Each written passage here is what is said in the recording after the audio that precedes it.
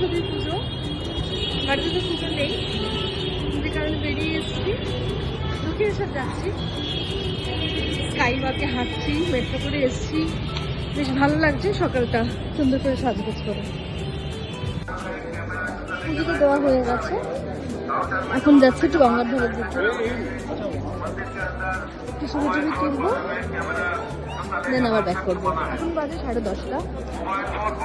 বেশি একটা সময় লাগে না। আর দক্ষিণেশ্বরে আসলে একটা আলাদাই শান্তি লাগে। দক্ষিণেশ্বরে আসা যতবার প্ল্যান করেছি ততবার সাকসেসফুল হয়েছে, কখনো ডিলে হয়নি, কখনো ক্যান্সেল হয়নি।